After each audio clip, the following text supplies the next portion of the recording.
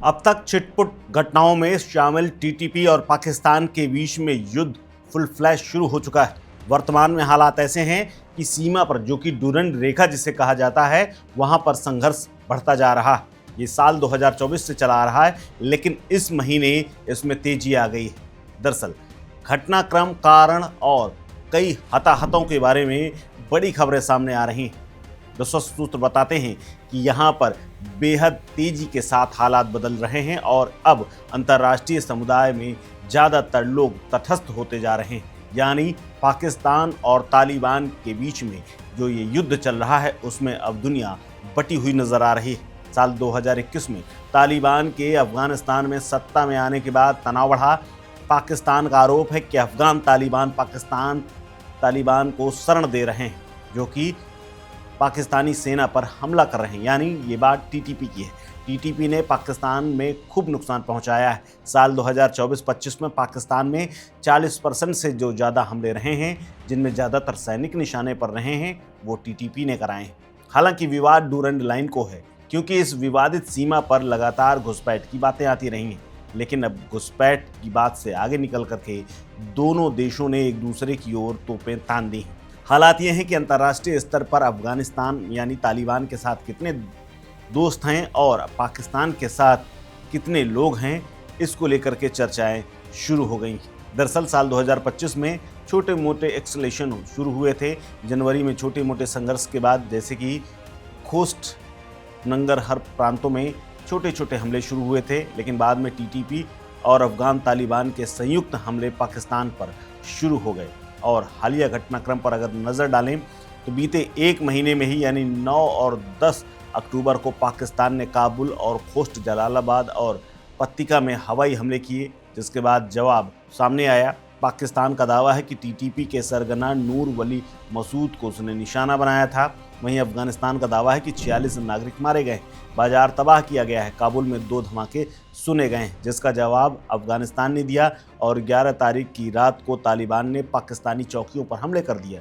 यानी खुर्रम, बाजौर, दीर, त्राल क्षेत्रों में ये हमले हुए हैं। दोनों पक्षों के खूब तोप और गोले गरजे, हल्के हथियारों का भी इस्तेमाल किया गया।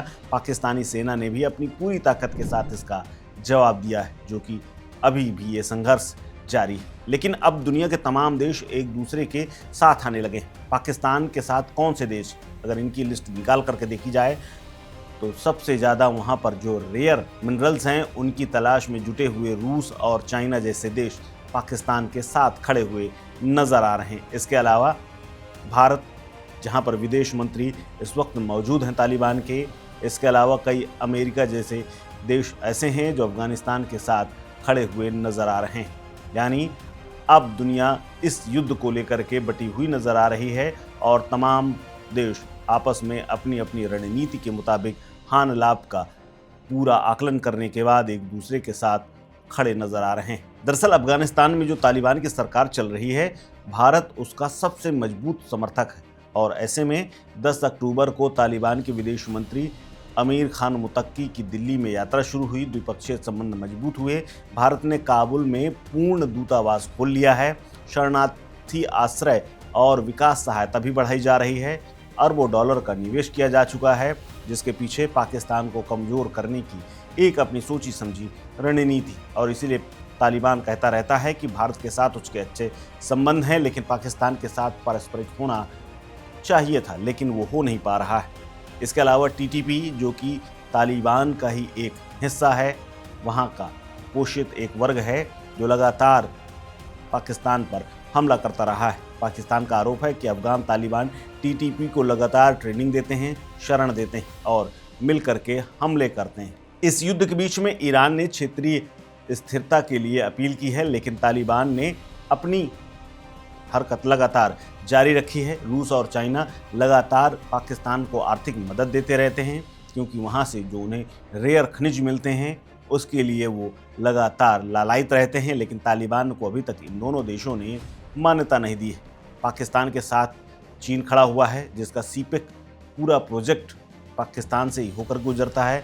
इसके अलावा अफगानिस्तान में भी चीनी निवेश है, लेकिन टीटीपी को रोकने के लिए पाकिस्तान के साथ खड़ा हुआ है। वहीं तुर्की की बात करें, जिसके पास ड्रोन और हथियार सप्लाई का पूरा अच्छा खासा माल मसौदा है, वो भी लगातार सहयोग बढ़ा रहा है।